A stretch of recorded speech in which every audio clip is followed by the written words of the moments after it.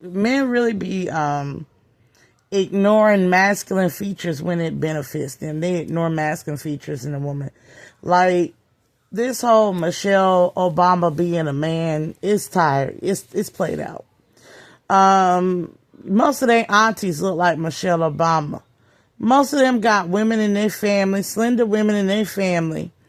Old school women, women born back in the 1950s and 60s with them old pictures that look like young Michelle, that look like older Michelle.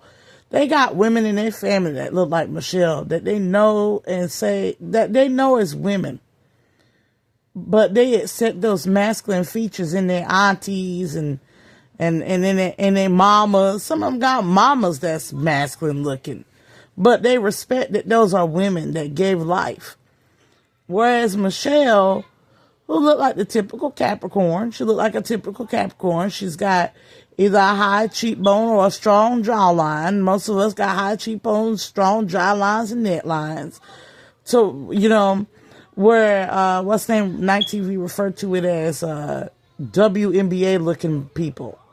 Gymnastic looking women, But y'all know them gymnastic girls as women because, based off of them swimsuits that they be wearing, them little elaborate, skimpy suits. Y'all really are kind of ass backwards and contradictory. And I use Aaliyah as a reference to that because Aaliyah looked like many of the girls that play in WNBA. You take away all the sexuality that she was presenting and you put her in a sports arena and let her bulk up, and she looked just like all the rest of them. At the same time, Aaliyah had a square jawline, but because she was light-skinned and slender, with the colorism aspect, they just ignore her masculine-ass features. She had masculine-ass features like Blue Ivy when she was a little girl. So it's basically a picking and a choosing on, and it's really about what the woman is giving.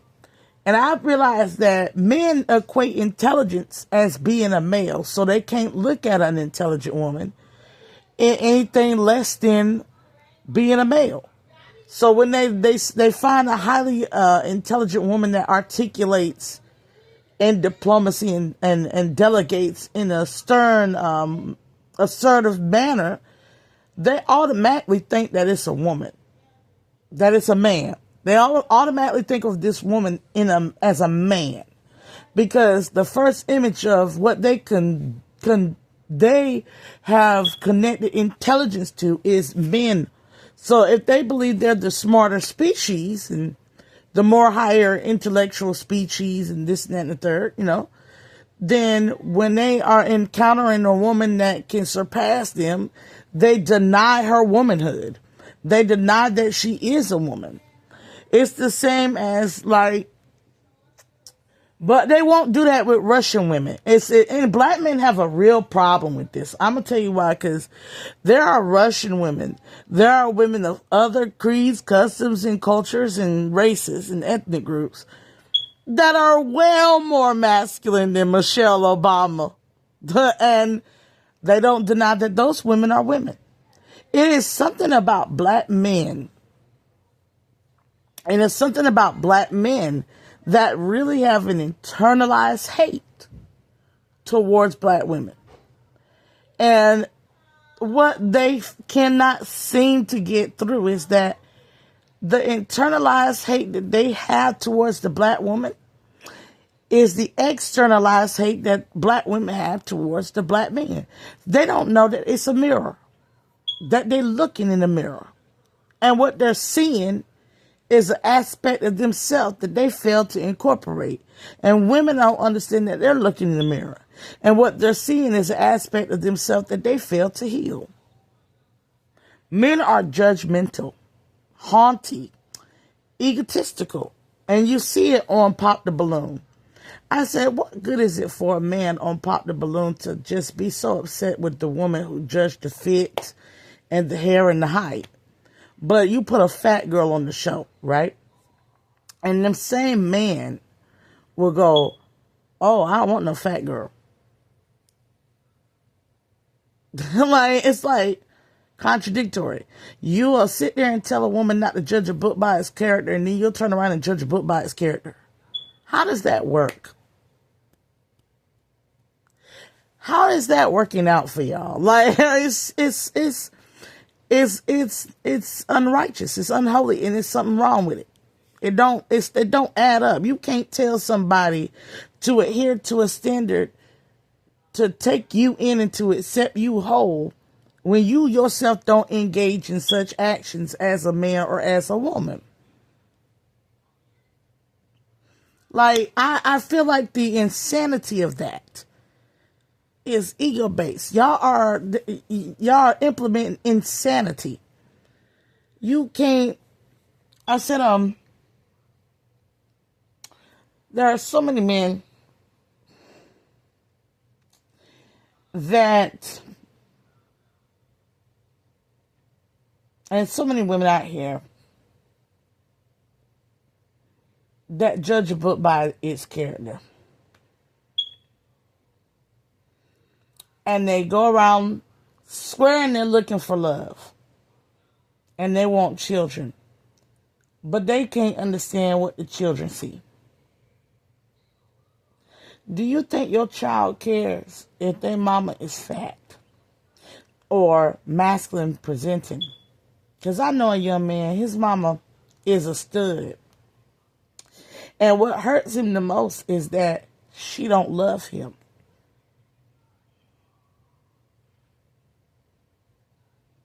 I also know a young man whose father was gay. Very feminine. But he ain't got no qualms with his father. I've met a man whose father is effeminate and probably dormant homosexual because he's abusive. And I've met the son who is well groomedly put together, who uphears his father's law, even though his father has some sort of issue with women. As I've met a man who has a mother who is very much feminine, but she's constantly in abusive alcoholic relationships, but he uphold her law. I've met women who have very horrible moms, mothers who were very, very, very cold and cutthroat. And these women uphold their law. I've met women that have fathers who have taught them to internalize degrading a man down to nothing but $1. And they uphold his law. And all of them have only 3 things in common. They're all superficial, shallow, and materialistic. And they all judge by the cover, the book. And I'm sitting here, and of course my mother, I look at my mother and she was very much a flowery personality, classy on the outside. But she was very lenient. She present discipline, but on the inside, she was very laissez-faire. You feel me? And she was very much a partier. She loved it. She loved to have a good time. And you wouldn't know that about her if you was just looking at the outside. You would probably see a good-looking woman looking on the outside. But you also would see that she was always into her work. And that you would probably think of her as a perfectionist. Be intimidated by her. But if you got to know her, you will see how cool and laid back she was. The very opposite. The very, very much on, and you wouldn't know that unless you got to know her. Whereas my father, all people probably see is an African man. and probably think he's gonna booga booga booga and whatever they think up in their minds of, and at the same time they go, oh, he's different looking because he's a lot better looking than most African men, but he's still African. But they don't know on the inside, my daddy's very just much a man. He's just a man. He just chill, calm, laid back man. Like he's very he is very balanced between religion and spirituality and education and philosophical. He's balanced, you know. But you don't know that if all you seeing is African and all you seeing is a black working class woman. You wouldn't know that they got this cool, collect, calm side to them that's very much engaging and very much peaceful to them. You wouldn't know that. And the same goes for myself. Like, when people see me, I get with men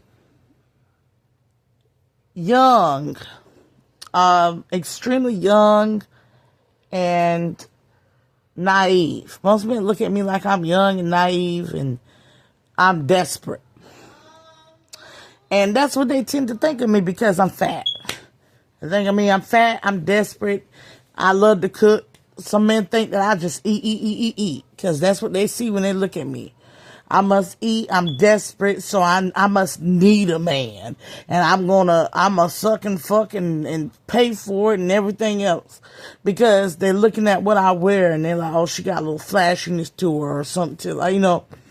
At the same time, a man to get to know me, he'll see me more like a great friend to have in your fucking corner. Because she keep it real. She got a way to her. She know how to listen and, you know, get down with a brother, you know. Whereas most women will see me and go, a broke bitch, a dusty, you know, a broke bitch, a dusty, or she ain't all that. But them same women will get to know me and know that I'm pure gold. And they'll know I'm fucking gold. They don't, they're like, you the shit. And I know you the shit. And I need to get to be in the shit. Cause I'm around you and you the shit. I got to one up you, or I got to usurp what your gifts are in some way, shape, or form and incorporate and make sure everybody see me because I look better. So if I look at myself and I feel like I look better, then I can't let them find out that you're actually better. I can't let them find out that there's a star in you. Like, I don't. So it's kind of like y'all got problems. Like, that's all I'm saying. A lot of people got fucking problems. Because I'm gonna tell you now, every person I meet, I think they're amazing. Every person I meet, I ain't never had a problem. Neither person. I think you're amazing. I think you're amazing. If we have a good conversation and we talk it up, oh, you are even more amazing. If there's chemistry and a vibe between me and you, you're amazing. If I'm getting to know you and you're, let's say, a man who is quiet and you don't dress up too much, you know. I don't go dusty and short and too dark and this and that and the third. I get to know you. I like to get inside. You're picking around in your brain to see who you are in your mind and how your thought processes and where your heart are lying. And when I find out your heart is good, you become attracted to me. You're automatically attracted to me when your heart is good. You're automatically attracted to me when you got some form of intelligence to you. You're automatically attracted to me when you're able-bodied and you got a well-balanced diet to you. And you become attracted to me because of what I learned about you. And yeah, there's initial attraction because, yeah, there's going to be things in this world that it's just like going outside and seeing a ripe fruit. It's just as juicy and stuff. And you just, ooh, that look good. I want that mango, you know. There is mangoes in this world that's juicy and ripe looking for the pick, right? But that don't mean that I'm going to get it and then I'm a just peel it back and it's going to be healthy on the inside. Some things that be looking right to you be the most stimulated and rotten in the core with worms inside the seed. So it's like, I understand not to be attracted to shiny. And I also understand that if everything in the nature grows in such a variety, God created so many different types of things. He created thick animals, skinny animals, tall animals, lanky animals, animals with weird appendages like platypuses, alien-looking animals like spiders and tarantulas, and he did the same thing with fruits and vegetables, in the grass and everything in the world. It's prickly things and things that might look poisonous and dangerous, but really they're not. They just got a facade of looking dangerous. And there's some things that look beautiful and illustrious, and they're hella poisonous. So I'm like, there's snakes out here that are scary because they're snakes, but they're chicken snakes, and they don't have no venom to them or nothing like that. I forgot what it's called. It's a snake that's got like orange and red, and it resembles another orange and red. Like, I think it's a cornfield snake versus something like I think it's copperhead. I'm not too sure. But there's like a derivative between how you can tell when it's venomous and when it's not. And it's a very, very small characteristic that you have to be very, very educated on. And you have to look and examine thoroughly to make sure of. But but when you understand the species of where you're at, you understand the knowledge. You have the knowledge and the intake of understanding of species and understanding how to examine things at a more discerning level. You can pick up on what's good and what's not good, especially with how it reacts to you. Because most things that are dangerous attack first and are very extremely territorial, versus things that are not as dangerous will run first or signal for help, so it's or you more than likely try to get away from you unless backed into a corner, and then they'll pretend to strike or something like that, like a granddaddy long leg. Your granddad long leg won't pay you no mind. And then you once you touch it or get up on it and you start pulling or yanking at it, that mother will act like he can, like an earthworm, they'll act like it can strike you dead. But the reality of it is, that's a defense mechanism for you being so big and so it's kind of like, how is it that all these things are expressing the divine creation of all things and y'all just dropping the ball on it? And you're still using the same old template when the demands of what is happening within the spirit world is asking you to ascend out of those characteristics, to ascend out of that ego, that false ego that tells you that your body and what you've created in this world, material-wise, is who you truly are. When we're all spiritual beings having an experience. This house, this car, all this thing gonna die with time. It's gonna decay in the grass, and the only thing that's gonna be left is my thoughts, my consciousness, and my memories, and my soul and my spirit when I'm on my last breath. And the last thing I want to do is have some man with buck tooth and teeth that's jacked up, bald headed, and what I deem ugly, passing on my conscience as being the one that could have loved me properly. I don't want that I don't want that on my conscience, that I went a whole life not wanting to love on that man because of how he looked. I don't want that on my conscience, that I went my whole life not loving on that man because of how he dressed. I don't want that on my conscience because I love that man because his struggles and he was oppressed in the unjust world and not given a fair hand in making maybe the finances that he himself know he needed to make in order to make a life and not be classified dusty or broke or something like that. I don't want that. I don't want a man that's working on himself. I don't want it to pass by on my soul of a person that's truly putting the work in, and there's halts, delays, and setbacks in life, and and I just did not love him because of something that was out of his control. I don't want to be that woman. I don't want to be that woman. Therefore, I have dated all different types of men to see where they are in their heart and in their soul and in their mind. And you know what I have come to find out? A lot of y'all need some damn help. Y'all need God. Y'all need God. Because I have met y'all in many forms and fashions with the same irreputable spirit of pride and ego, gluttony, jealousy, envy, wrath, rage, trauma.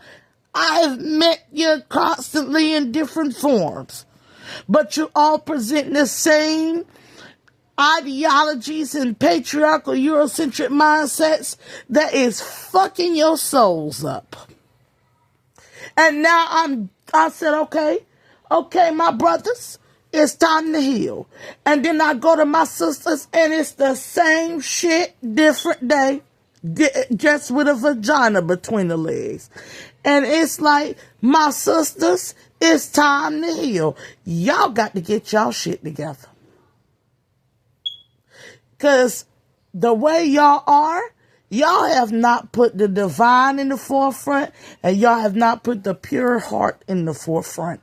You are saying you're looking for love, but if you was looking for love, wouldn't you be seeking the understanding of the Most High? Wouldn't you be seeking the understanding of all things in creations? Wouldn't you be seeking the understanding of the heart? Y'all bypass all of that. Y'all are bypassing all of that for cheap thrills, materialistic, dick, vagina, muscles, ass, titties, skin color, jawline structure, phenotype. Y'all are surpassing all of that, not knowing that a true love, I'm going to tell you what love do. Love will make that man dick big when it ain't. Love will make that woman's body a treasure chest. Love will make that person's fashion, oh, that's all right, baby. Try this. An experimentation of opening a broader new perspective about what you adorn your body with. Love will make that man touch your womb and your flesh and your body with love and caring and shape and mold. Love will heal stress cortisol levels out of you. Love will change another person's genetics.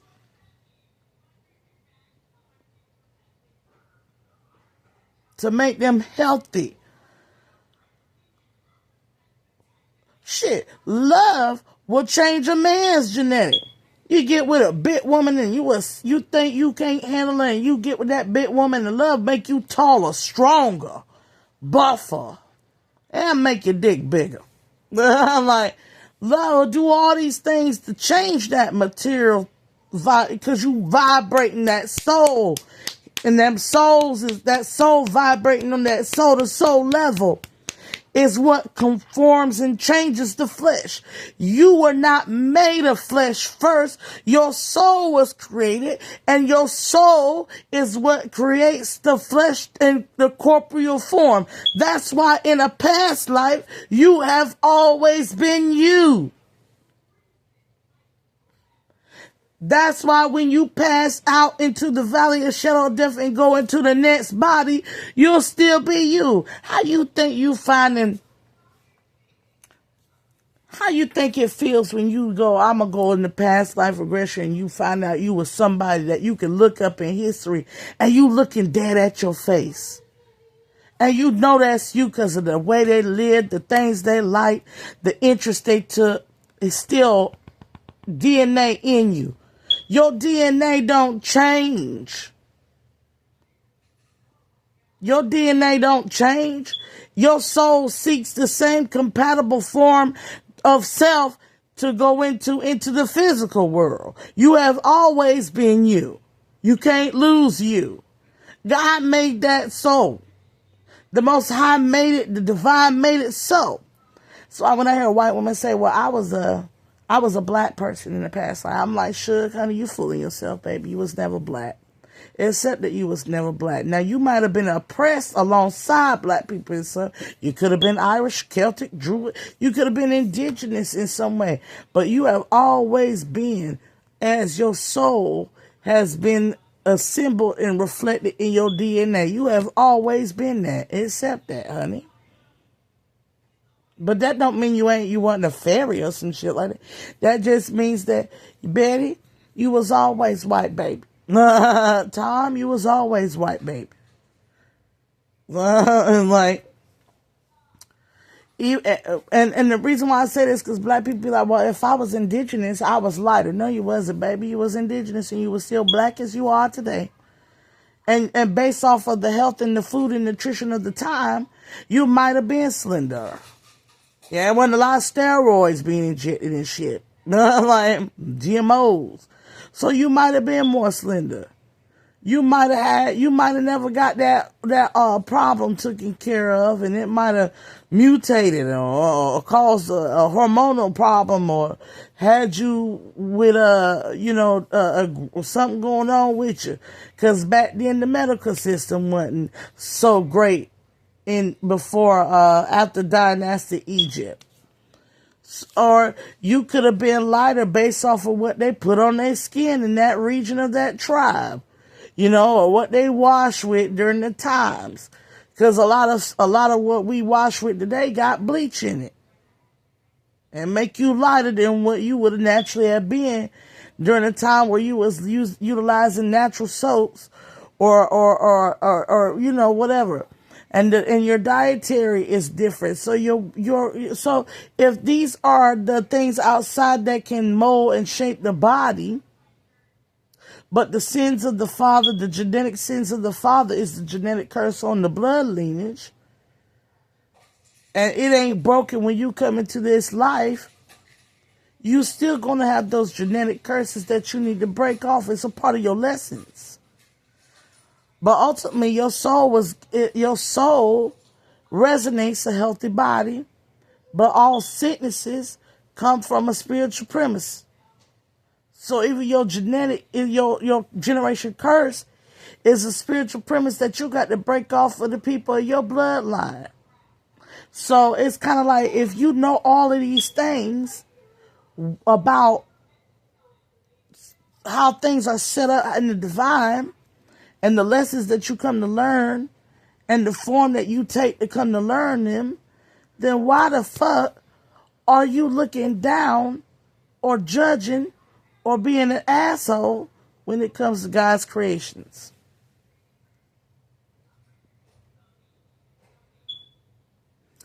I'm going to leave it at that. That's my message for today from the Most High. Y'all are about to get a rude awakening.